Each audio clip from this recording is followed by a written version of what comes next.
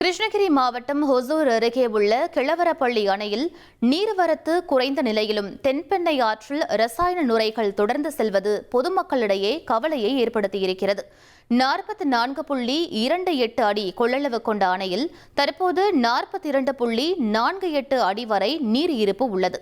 இதனால் அணைக்கான நீர்வரத்து வினாடிக்கு 645 கனஅடியாக உள்ள நிலையில் அப்படியே வெளியேற்றப்படுகிறது.